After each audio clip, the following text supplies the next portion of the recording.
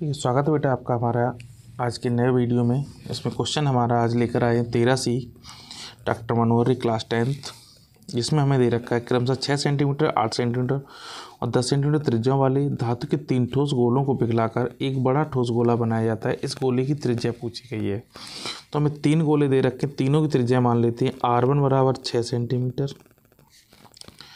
R2 बराबर 8 centimetre, R3 बराबर 10 centimetre. और जो नया बड़ा गोला बनाया जा रहा है उसकी त्रिज्या को मानते हैं कि माना बड़े गोले की त्रिज्या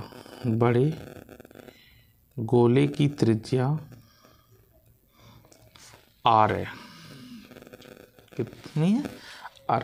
हमने आपको पहले भी बेटा एक चीज़ समझाई है कि पिछले वीडियो में हमने आपको बताया था कि जब कभी किसी को पिघलाकर नई चीज़ बनाई जाती है तो जितनों को पिघलाया जाता है और जो नया बनता है उनका आयतन सदैव समान रहता है। तो इन सभी का आयतन, यानी कि अगर हम इसका आयतन मान लें कि V1 है प्लस V2 प्लस V3, तो ये बड़े के बराबर होगा जिसका आयतन हमने VO। तो यहाँ पर वैल्यू अगर पुट करें तो 4/3 पाई R1 क्यूब प्लस 4/3 पाई R2 क्यूब प्लस 4/3 पाई R3 क्यूब बराबर हो जाएगा 4/3 पाई R क्यूब। यहाँ से 4/3 पाई कॉमन आ रहा है, क्या बचेगा बेटा? R1 cube plus R2 cube plus R3 cube बराबर 4/3 पाई R क्यूब। 4/3 पाई से 4/3 पाई कैंसिल हो गया। अब हमारे पास बचा सिर्फ R1 cube plus R2 cube plus R3 cube के बराबर R क्यूब। वैल्यू पुट कर दो, 6 का क्यूब प्लस 8 का क्यूब प्लस 10 का क्यूब बराबर हो जाएगा R क्यूब। तो 6 का क्यूब होता है 216, 8 का क्यूब होता है 512 और 10 का क्यूब होता है 1000 बराबर कैपिटल R क्यूब। इन सभी को जोड़ेंगे तो कैपिटल R क्यूब बराबर हो जाएगा 1728। ये क्यूब होता है तो इसको R बराबर क्यूब रूट 3 1728 वैल्यू निकालेंगे इसको फैक्टर करके तो आंसर आएगा 12 सेंटीमीटर। यानी जो नया गोला बन के आएगा सामने उसकी जो त्रिज्या होगी वो 12 सेंटीमीटर की होगी। कितनी? 12 सेंटीमीटर की होगी। इसी में बेटा अगला मेरा क्वेश्चन है कि त्रिज्या 4.2 सेंटीमीटर वाले धातु के एक गोले को पिघलाकर त्रिज्या 6 सेंटीमीटर वाले एक बेलन के रूप में ढाला जाता है। तो बेलन की ऊंचाई पूछी गई है। अगर हम मान लेते हैं जो नया बेलन बनाया जा रहा है उसकी माना बेलन की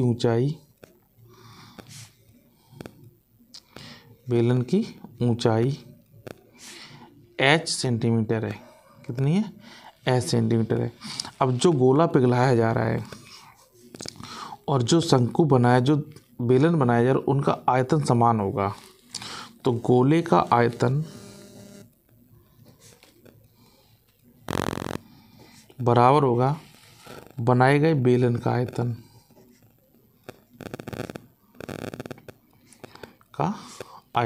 क्योंकि हमने पिछले सवाल में भी यही कंडीशन पढ़ी थी कि आयतन सदैव समान होगा जिस भी बनाया जाएगा। तो गोले का आयतन होता है 4/3 पाई R क्यूब और बेलन का आयतन होता है पाई R² H। पाई से पाई कैंसिल हो जाएगी, ठीक। तो 4/3 गुणे R क्यू की वैल्यू दे रखी कितनी? 4.2 का क्यूब बराबर हो जाएगा R²। यहाँ से 6 सेंटीमीटर त्रिज्या का बेलन बनाया गया तो 6 का स्क्वायर इंटू H। इस कंडीशन को जब हम सॉल्व करेंगे तो 4/3 गुणे 4.2 गुणे 4.2 गुणे 4.2 बराबर 6 गुणे 6 गुणे H। यहाँ से इस दशमलव को हटा ले रहा हूँ तो 4/3 गुणे 42/10 गुणे 42/10 गुणे 42/10 बराबर 6 गुणे 6 गुणे H। अब इसको काट देते हैं। देखिए, तो 3 से इसको काटेंगे तो ये हो जाएंगे 14, 42 और इससे कटेगा 6 सत्ते 42 और इससे ये कटेगी 6 सत्ते 42। अब देखिए जो हमारे पास बच रहा है उसको हम लिख लेते हैं। तो देखिए क्या क्या बच रहा है, 4 गुणे 14 गुणे 7 गुणे 7 बटे 1000 बराबर ये h की वैल्यू होगी।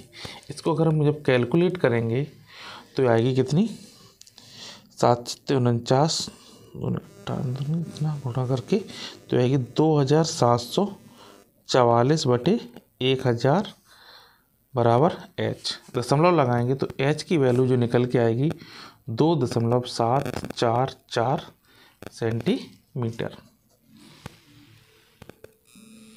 नेक्स्ट क्वेश्चन है बेटा, 32 सेंटीमीटर ऊंची और 18 सेंटीमीटर आधार त्रिज्या वाली एक बेलनाकार बाल्टी रेत से भरी हुई है। मान लो बेटा इस तरीके से एक बाल्टी है, इसकी हाइट दे रखी है 32 सेंटीमीटर, त्रिज्या इसकी दे रखी है 18 सेंटीमीटर, यानी बेलनाकार बाल्टी की ऊंचाई 32 सेंटीमीटर, त्रिज्या दे रखी है कितनी, 18 सेंटीमीटर। ठीक, और ये बाल्टी पूर्णतः रेत से भरी हुई है। किससे, रेत से भरी हुई है। अब इस रेत को जब इस तरीके से पलटा जाता है तो एक इस तरीके से ढेरी का निर्माण हो जाता है, और इस ढेरी की जो ऊंचाई है वो 24 सेंटीमीटर है। कितनी है, 24 सेंटीमीटर, यानी इसकी जो हाइट है वो 24 सेंटीमीटर है। तो शंक्वाकार ढेरी की ऊंचाई कितनी है, 24 सेंटीमीटर है। ठीक, अब कंडीशन हमसे ये पूछ दी गई है कि इस ढेरी की त्रिज्या ज्ञात करनी है। तो हम एक चीज़ हमने बेटा आपको बार बार बताई है कि जब एक चीज़ से दूसरी चीज़ बनाई जा रही है तो उनका आयतन समान होगा। तो हम यहाँ पर एक कंडीशन लिख सकते हैं कि शंक्वाकार ढेरी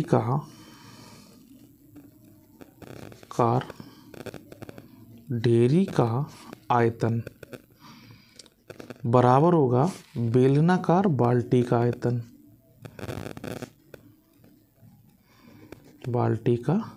आयतन, क्योंकि जो रेत बाल्टी में भरा हुआ है वही रेत से ढेरी बनाई गई है। तो इसका जो फॉर्मूला होता है 1/3 पाई r² h, और इसका जो हमने त्रिज्या इसकी हम कैपिटल R मानते हैं और इसकी हाइट को भी हम कैपिटल H मानते हैं। तो पाई r² कैपिटल H। अब देखिए पाई से पाई तो कट जाएगी। अब 1/3 R हमें इसकी पता नहीं है, तो r² H हमें पता है कितनी है, 24 सेंटीमीटर। और यहाँ पर इसकी R जो दे रखी त्रिज्या वो कितनी है, 18 गुणे 18 r² है, और H हमें है कितनी, 32। अब यहाँ से वैल्यू निकाल लो, r², इससे ये कट जाएगी, 3 अट्ठे 24, तो r² बराबर 18 गुणे 18 गुणे 32, और अपॉन ये हो जाएगा 8 चौको 32। हमें r² बराबर निकला 18 गुणे 18 गुणे r। तो r चाहिए तो रूट लगा दो, 18 गुणे 18 गुणे 4, यहाँ से तो ये 18 आया और यहाँ से 2 आएगा, तो r बराबर आएगा 18 दूनी 36 सेंटीमीटर। तो हमें अगर बेटा इस सवाल में कभी कभार इसकी तिर्यक ऊंचाई भी पूछ देते हैं। अगर हम तिर्यक ऊंचाई पूछना चाहें तो तिर्यक ऊंचाई का फॉर्मूला होगा L बराबर, जिसे हम स्लैंट हाइट बोलते हैं, अंडर रूट के अंदर h² प्लस r²। तो आप लोगों से बेटा ये होमवर्क है आप लोगों के लिए कि आप लोग वीडियो को देखें, सॉल्व करें और इसमें वैल्यू रख के हमें L का मान कमेंट में ज़रूर बताएं। ठीक, नेक्स्ट क्वेश्चन है कि 6 सेंटीमीटर व्यास का एक तांबे का गोला है। गोले को पिघलाकर समान मोटाई का लंबा तार बनाया जाता है। यदि तार की लंबाई 36 सेंटीमीटर है तो मोटाई पूछी, यानी तार की त्रिज्या पूछी गई है। तो हमें गोला दे रखा है, तो गोले का व्यास, तो गोले का व्यास दे रखा है 6 सेंटीमीटर, त्रिज्या क्या हो जाएगी, व्यास की आधी 6/2 बराबर 3 सेंटीमीटर। अब गोले को पिघलाकर एक तार बनाया जाता है जिसकी त्रिज्या हमने मान ली थी r है और लंबाई दे रखी कितनी 36 सेंटीमीटर है। तो हमने पहले भी पिछले भी सवालों में बताया है बेटा कि जिसको पिघलाया जाएगा उसका आयतन और जो बनाया जाएगा उसका आयतन बराबर होगा। तार कैसा होगा, बेलनाकार होगा। तो गोले का आयतन यानी तांबे के गोले का आयतन समान होगा तार के आयतन के, तार का आयतन। ठीक, इसकी त्रिज्या को हम कैपिटल R ले लेते हैं। कैपिटल R बराबर 3 सेंटीमीटर। तो 4/3 पाई r³ बराबर पाई r²। यहाँ लंबाई है तो L लेंगे। ठीक, पाई से पाई कट जाएगी। 4/3 r की वैल्यू है 3 × 3 × 3 यानी क्यूब है बराबर r² यहाँ से हमें पता नहीं है और L है 36। ठीक, 36 सेंटीमीटर दे रखी है। तो ये 3 से 3 कट गए, 3 तिया 9 चौको 36 बराबर r² × 36। तो r² की वैल्यू जो निकलेगी 36/36, ये कैंसिल हो जाएगा। तो r² बराबर 1, तो r बराबर कितना आएगा 1 सेंटीमीटर। हमें तार की यही मोटाई पूछी कि अगर व्यास पूछा जाता तो त्रिज्या का 2 गुना व्यास होता। नेक्स्ट क्वेश्चन है बेटा कि व्यास 3 मीटर का एक कुआं 14 मीटर की गहराई तक खोदा जाता है। इससे निकली हुई मिट्टी को कुएं के चारों ओर 4 मीटर चौड़ी और एक वृत्ताकार बलय बनाते हुए समान रूप से फैलाकर एक प्रकार का बांध बनाया जाता है। ठीक, अगर कुआं है तो कुआं बेटा बेलनाकार होगा। तो बेलनाकार कुएं से जो भी मिट्टी निकलेगी मतलब कुएं का आयतन होगा और उसको एक रिंग के रूप में कुएं के चारों ओर इस तरीके से फैलाया जाता है और बीच में ये कुआं है। अगर इसकी जो चौड़ाई है 4 मीटर और इसकी जो अंदर की जो त्रिज्या दे रखी है उसका व्यास दे रखा है 3 मीटर का। ठीक, तो हमें जो चीज़ दे रखी है सबसे पहले हम उसको नोट करते हैं। तो कुएं का व्यास कितना दे रखा है बेटा 3 मीटर। तो त्रिज्या कितनी हो जाएगी, त्रिज्या व्यास की आधी होती है 3/2 बराबर 1.5 मीटर। फिर कुएं की गहराई भी दे रखी है। कुएं की गहराई दे रखी है बेटा कितनी 14 मीटर। ठीक, अब इस कुएं को इस रिंग के चारों ओर फैलाया जाता है। इस त्रिज्या को ये आंतरिक त्रिज्या हो जाएगी कुएं की। ठीक, इसको मानते हैं कैपिटल यानी स्मॉल r बराबर है 1.5 मीटर। ठीक, अब इसके चारों ओर फैलाया जाता है यानी बलय। एक बलय की बाह्य त्रिज्या स्मॉल यानी कैपिटल R ये हो जाएगी बेटा आंतरिक त्रिज्या 1.5 प्लस इसकी मोटाई 4 बराबर 5.5 मीटर। और मान लेते बलय की मोटाई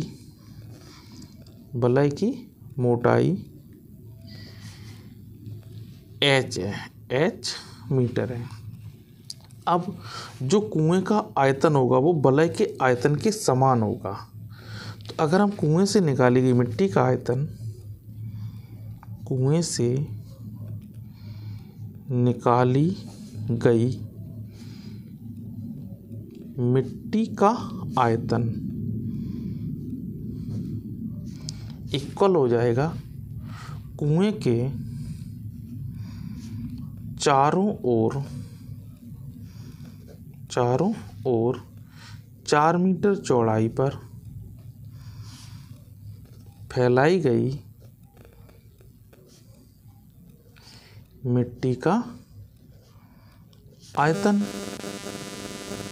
ठीक, तो कुएं का आयतन के लिए फॉर्मूला लगेगा पाई r²। यहाँ इसकी स्मॉल h मानते हैं कितनी, इसको स्मॉल h इक्वल यहाँ से बेटा वैल्यू लगेगी क्या, ये अंदर वाले एक बन जाएगा और एक बाहर वाला बन जाएगा।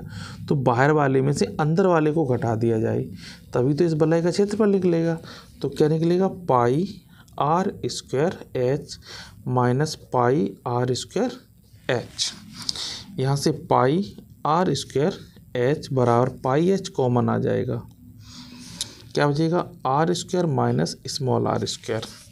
तो पाई से पाई तो कैंसिल हो जाएगी, आर की वैल्यू दे रखी है 1.5, इसमें स्मॉल आर इंटू एच की वैल्यू दे रखी है कितनी, 14 मीटर, बराबर हो जाएगा। कैपिटल एच की वैल्यू हमें पता नहीं है क्योंकि यही तो निकालनी है, यही सवाल है।